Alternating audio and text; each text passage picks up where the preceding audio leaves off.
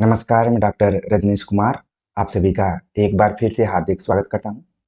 आज के video lecture में हम बात करेंगे यूजीसी नेट जून 2024 के फॉर्म के नोटिफिकेशन के ऊपर और साथ में जो भी एप्लीकेशन फॉर्म का बुलेटिन पीडीएफ है उसके ऊपर हम चर्चा करेंगे कि कौन कौन से बिंदु महत्वपूर्ण हैं और फॉर्म भरते समय आपको किन किन चीज़ों को ध्यान में रखना है। तो आप देख रहे हैं कि 20 अप्रैल 2024 को एक पब्लिक नोटिस जारी की गई है यूजीसी एनटीए नेट द्वारा और इसमें पूरा डिटेल दिया गया है।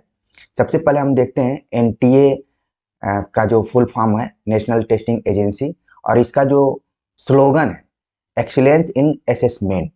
मान लीजिए आप एग्जाम देने जा रहे हैं, पेपर 1 के अंतर्गत पूछ लिया जाए कि राष्ट्रीय परीक्षा एजेंसी का काम क्या है या फिर उसका मुख्य उद्देश्य क्या है। तो ये देखिए पॉइंट आपको यहाँ पर ध्यान में रखना है। नोटिस तो आप पढ़ेंगे ही, लेकिन साथ में आपको देखना है कि इसका मतलब क्या है। और इस बार यहाँ पर विश्वविद्यालय अनुदान आयोग के बारे में भी बताया है, quality higher education for all. पहले इसका लोगो भी है ज्ञानम विज्ञानम विमुक्त है, लेकिन यहाँ पर एक और नई चीज मुझे दिखाई दे रही है कि quality higher education for all विश्वविद्यालय अनुदान आयोग का एक मुख्य उद्देश्य है। बाकी ये उच्चतर शिक्षा विभाग शिक्षा मंत्रालय के अंतर्गत आता है और भारत सरकार के तहत एक स्वायत्त संगठन के तौर पर इसको जाना जाता है। अब बात करते हैं कि जो यूजीसी एनटीए नेट नोटिफिकेशन निकाला है या फिर जो भी एग्जाम ये कंडक्ट कराता है उसमें इस बार ऑनलाइन फॉर्म को अप्लाई करना है। और नेट जून 2024 के लिए 3 तरीके के फॉर्म यहाँ पर अप्लाई करने की बात की गई है, जिसमें पहला है जेआरएफ के लिए, ठीक है, दूसरा असिस्टेंट प्रोफेसर के लिए और तीसरा है पीएचडी के लिए। पीएचडी वाला सेक्शन यहाँ पर पहली बार जोड़ा गया है, ठीक है। अब देख लेते हैं कि कब कब से फॉर्म भरा जा रहा है, कब तक इसकी लास्ट डेट है। 20 अप्रैल 2024 से फॉर्म भरा जाएगा 10 मई तक, ठीक है। 20 अप्रैल से लेकर 10 मई तक ये फॉर्म भरा जाएगा। इसके बाद फॉर्म का लास्ट जो सबमिशन है एग्जामिनेशन फी के साथ वो 11 मई से लेकर 12 मई के बीच में आप भर सकते हैं। करेक्शन के लिए 13 मई को से लेकर 15 मई तक का मौका दिया गया है। इसके बाद अगर आपने पूरा फॉर्म अच्छे से भर लिया तो आप फॉर्म भरते समय ही अपने सेंटर के बारे में जानकारी देंगे, तो उसको बाद में इसमें बताया जाएगा कि कहाँ आपका सेंटर रहेगा प्राथमिकता के हिसाब से। फिर एडमिट कार्ड कब से आएगा उसके बारे में भी बाद में जानकारी मिलेगी। एग्जामिनेशन डेट यहाँ पर बता दिया गया है कि कब से हो सकता है, 16 जून 2024 को दिया गया है और एक ही डेट दी गई है यहाँ पर, यानी कि हो सकता है जो 83 विषयों में यहाँ पर एग्जाम कराने की संभावना है यूजीसी एनटीए नेट द्वारा, तो 16 जून 2024 को एक ही डेट दी गई है, ठीक है। और सेंटर डेट एंड शिफ्ट को भी बाद में एडमिट कार्ड के माध्यम से बताया जाएगा, ठीक है। अब तक आपने गूगल पर इधर उधर देखा कि 10 से लेकर 21 जून के बीच में बताया जा रहा था और बहुत सारे लोगों ने इस पे वीडियो इत्यादि भी बना दिया था, लेकिन यहाँ पर आप देख रहे हैं कि डेट ऑफ एग्जामिनेशन दिया 16 जून 2024 को। हो सकता है कि शिफ्ट वाइज और डेट वाइज आगे इस डेट को बताया जाए सब्जेक्ट वाइज। तो ये मानकर चलिए कि जब आप इस वीडियो लेक्चर को देख रहे हैं या फिर नोटिस जब आई हुई तो आपके पास लगभग 56 दिन बचे हुए हैं। इसको हम मैं अगर देख लूँ तो 55 दिन मानकर चल सकते हैं, ठीक है। तो लगभग 2 महीने आपके पास इस परीक्षा की तैयारी को लेकर हैं। तो 2 महीना बहुत होता है। अगर आप पहले से मूड बना लिए होंगे कि मुझे इस एग्जाम में बैठना है और हिंदी साहित्य से तैयारी कर रहे होंगे तो यहाँ पर डेट का तो इंतजार किया ही नहीं जाता है, बल्कि सिलेबस को कवर करने की पूरी कोशिश की जाती है और हम पहले से ही पढ़ाना शुरू कर दिए थे। लेकिन कई बार ये होता है कि जब एप्लीकेशन फॉर्म आते हैं तो विद्यार्थियों में नए जोश का संचरण होता है, फिर वो तैयारी में लग जाते हैं। तो अब आपको लेट नहीं करना है, लगभग 2 महीने इसको मैं मानकर चलता हूँ कि आपके पास है और आप इस परीक्षा में अच्छा कर सकते हैं, ठीक है। तो पूरी डेट आप याद रख लिए होंगे कि 20 अप्रैल से लेकर 10 मई तक ऑनलाइन फॉर्म भरा जाएगा। फीस आप 11 मई से लेकर 12 मई तक लेटेस्ट हालत में जमा कर सकते हैं। करेक्शन अगर कोई दिक्कत हो गई, वैसे तो आप फॉर्म भरेंगे तो सावधानी के साथ भरेंगे, लेकिन अगर कोई दिक्कत हो गई तो 13 मई से लेकर 15 मई के बीच में मौका दिया जाएगा। और एग्जाम का जो डेट यहाँ पर दिया गया है कि 16 जून से इसे एग्जाम की शुरुआत हो सकती है। अब बात कर लेते हैं कि फीस इत्यादि के बारे में क्या स्ट्रक्चर है। जनरल के लिए फीस है 1150 रुपया, जनरल EWS OBC के लिए 600 रुपये, SC ST PWD के लिए 325 रुपये और थर्ड जेंडर के लिए भी 325 रुपये। तो अलग अलग कैटेगरी के लिए अलग अलग यहाँ पर फीस निर्धारित की गई है। तो आप जिस कैटेगरी में हो उस हिसाब से आप देख सकते हैं। नीचे कुछ इंपॉर्टेंट इंस्ट्रक्शन दिया गया है जो कि आपके लिए काफी जरूरी है, महत्वपूर्ण है। इसमें बताया गया कि जो फॉर्म है एकदम से ऑनलाइन मोड में भरा जाएगा, ठीक है। और वेबसाइट पर जाकर आप देख लेंगे ugcnet.nta.ac.in पर जाकर आपको भरना है। और अगर दूसरे मोड में कोई फॉर्म अगर भर रहे हैं तो वो स्वीकृत नहीं होगा, यानी कि ऑनलाइन ही फॉर्म भरना है आपको, ठीक है। ऑनलाइन फॉर्म भरते समय केवल एक फॉर्म आपको अप्लाई करना है, एक कैंडिडेट को एक ही फॉर्म अप्लाई करना है। और अगर एक से अधिक कोई फॉर्म अप्लाई करता है तो फिर उसका वो नहीं माना जाएगा, स्ट्रिक्टली उस पर एक्शन लिया जाएगा और फिर दिक्कत हो जाएगी। इसलिए एक फॉर्म आपको भरना है बस, ठीक है, और सावधानी से भरना है। इसके बाद आप देख रहे हैं कि फॉर्म भरते समय आपको ईमेल आईडी और जो भी रजिस्ट्रेशन करेंगे उस पर आपको जाएगा। अगर कोई दिक्कत है तो आप इन नंबरों पे बातचीत कर सकते हैं। रेयर केस में इन नंबर पर बातचीत हो जाती है, लेकिन हो सकता है कि UGC NTA NET का जो ऑफिस कल्चर है वो अच्छा होगा तो आपका फोन उठ सकता है, और नहीं तो आप ईमेल भी कर सकते हैं अगर कोई दिक्कत है तो दिक्कत कब आती है? जब आप सावधानी नहीं रखते हैं और जल्दीबाजी में कोई काम करते हैं तो थोड़ी दिक्कत आ जाती है। लेकिन आराम से आपके पास अभी मौके हैं, 10 मई तक फॉर्म आप भर सकते हैं, 12 मई तक इसकी फीस जमा कर सकते हैं। तो थोड़ा सा आप अपने सभी कामों को निपटाते हुए इस फॉर्म को आप आराम से भरिए तो कोई दिक्कत नहीं होगी। अब हम बात करते हैं इसके बुलेटिन पे कि पहले से क्या बदला हुआ है और किन किन चीज़ों को आपको ध्यान में रखना चाहिए। बुलेटिन कुल 54 पेजों में यहाँ पर दिया गया है, लेकिन इन सभी पेजों को पढ़ने की जरूरत नहीं है। मेन पॉइंट पर मैं चर्चा कर लेता हूँ जो कि आपके लिए जरूरी है, ठीक है। तो इस बार का जो बुलेटिन दिया गया है काफी रंगीन है, देख रहे हैं कि अलग अलग इसमें कलर दिया गया है और कुछ फोटोज भी दिए गए, ठीक है। शुरुआत में बातें पूरी पुरानी ही है, लेकिन यहाँ पर आप देख रहे हैं कि इसको हाईलाइट किया गया है, एक्सीलेंस इन असेसमेंट। मेरी कोशिश है कि आप इस बुलेटिन के माध्यम से भी एक दो क्वेश्चन यहाँ पर तैयार कर लें। मान लीजिए NTA के स्लोगन के बारे में पूछ लिया जाए, इसका मुख्य मोटो क्या है, तो वो आपका गलत नहीं होगा। बाकी सारी चीजें पुरानी हैं और इंडेक्सिंग दिया गया कि किसमें क्या क्या है, ठीक है। जिस नोटिफिकेशन पे हम चर्चा किए हुए थे यहाँ पर आप देख रहे हैं कि उसी को पूरा कलरफुल दिया गया है, येलो कलर में। Date, fees, details and application procedure के बारे में दिया गया है, ठीक है। जैसा कि आप जान ही रहे हैं कि 20 अप्रैल 2024 से लेकर 10 मई 2024 के बीच में ऑनलाइन फॉर्म भरा जाएगा, ठीक है। इसके बाद आप लास्ट डेट है जो फीस जमा करने की 11 मई से लेकर 12 मई तक है, यानी 2 दिन एक्स्ट्रा दिया गया है, ठीक। इसके बाद जनरल कैटेगरी, OBC और अन्य जो SC ST और PWD थर्ड जेंडर के लिए फीस क्या निर्धारित की गई है वो सारी चीजें नोटिफिकेशन में बताया, यहाँ पर भी दिया गया है। इसके बाद करेक्शन, अगर कोई फॉर्म में दिक्कत आ गई तो उसको 13 मई से लेकर 15 मई के बीच में करेक्शन करना है। तो ये नौबत आई ना, आप आराम से फॉर्म को भरिए और वहां पर कोई करेक्शन की संभावना न हो, क्योंकि आराम से भरेंगे तो कोई गलती नहीं होगी, जल्दीबाजी में भरेंगे तो गलती होने की पूरी संभावना है। एग्जामिनेशन डेट बता दिया गया कि 16 जून को से शुरू होगा, ठीक है। और कितने समय का एग्जाम होगा, 180 मिनट का दिया गया है यहाँ पर, और बताया गया कि 3 घंटे, 180 मिनट में 3 घंटे का पेपर होगा और दोनों पेपरों के बीच में कोई गैपिंग नहीं होगी या ब्रेक नहीं होगा। ये सारी चीजें पहले से भी आप जानते होंगे। टाइमिंग, कब सेंटर पे पहुंचना है, क्या करना है, वो आपके एडमिट कार्ड पर पता चलेगा। और आपका सेंटर कहाँ होगा, किस डेट में या फिर किस शिफ्ट में होगा, ये सब एडमिट कार्ड मिलेगा तब पता चलेगा।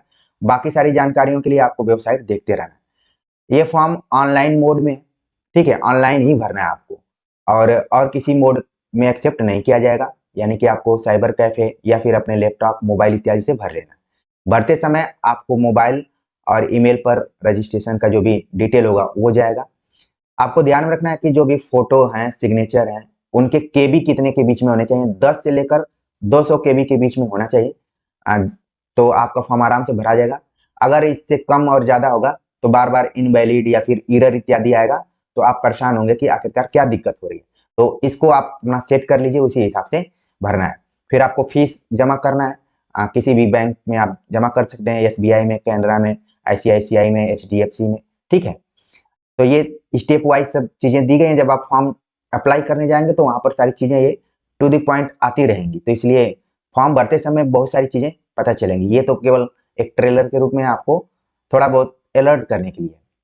अब जो आगे मोस्ट इम्पोर्टेंट चीज है उसके बारे में बात करते हैं कि इस बार जो ये फॉर्म निकला हुआ है, इसमें जो नई बात जोड़ी गई है, वो बात जोड़ी गई है कि 3 कैटेगरी बनाई गई, कैटेगरी 1, कैटेगरी 2, कैटेगरी 3, ठीक है। तो आप जब फॉर्म अप्लाई करने जाएंगे तो ये सभी कैटेगरी वहां पर आपको दिखाई देंगे और आपसे पूछा जाएगा कि आप किस में अप्लाई करना चाहते हैं। तो कैटेगरी 1 में आपके को JRF, असिस्टेंट प्रोफेसर और PhD एडमिशन के लिए अप्लाई करना होगा। कैटेगरी 2 में अगर हैं तो आपको JRF नहीं करना है, बल्कि असिस्टेंट प्रोफेसर और PhD के लिए कर सकते हैं। कैटेगरी 3 केवल PhD के लिए।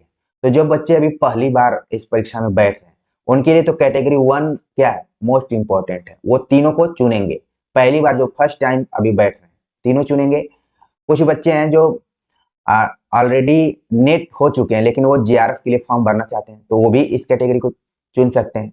कुछ बच्चे हैं जो नेट हैं लेकिन वो चाह रहे हैं कि मैं केवल असिस्टेंट प्रोफेसर और PhD के लिए ही करूं, मुझे JRF नहीं करना है, यानी कि जिनकी एज हो गई है 35 प्लस, वो कैटेगरी 2 के अंतर्गत नहीं आ पाएंगे। आगे पता चलेगा कि कैसे नहीं आ पाएंगे, ठीक है।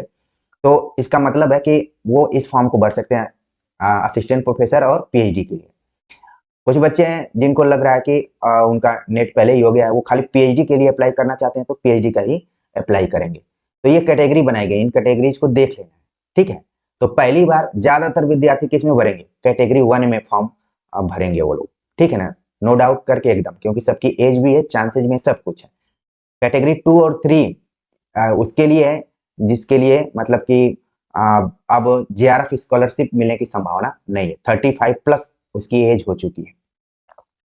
तो इसी तरीके से भरना है। आगे और भी मोस्ट इंपॉर्टेंट चीज है, एक चीज और मैं इस फॉर्म को पढ़ते हुए देखा कि पहले देखा करता था तो लिखा रहता था कि CBT मोड पर होगा, कंप्यूटर बेस्ड टेस्ट होगा, लेकिन इस बार आप देख रहे हैं कि इसमें OMR बेस्ड बताया गया। तो हो सकता है कि अब एग्जाम ये ऑफलाइन की तरफ तो नहीं जा रहा है, इसको थोड़ा सा आपको ध्यान में रखना है, मुझे भी ध्यान में रखना है। एकदम से पुख्ता जानकारी अगर और मिलती है और लोगों के माध्यम से, मुझे ऐसा लग रहा है कि OMR पर आधारित आपका एग्जाम होगा, CBT ने तो लिख दिया होता। तो इस परिवर्तन को आपको ध्यान में रखना है। हम लोग परिवर्तन सिलेबस के बारे में सोच रहे थे, लेकिन यहाँ पर आप देख रहे हैं कि परीक्षा के बारे में ही, इसके मोड के बारे में थोड़ा सा बदलाव सा यहाँ पर नजर आ रहा है।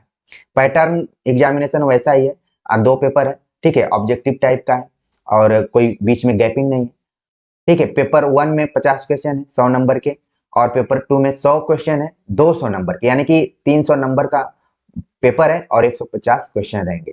3 घंटे का पेपर है, ठीक है। दोनों के बीच में कोई गैपिंग इत्यादि नहीं, बार बार इसमें जोर दिया जा रहा है।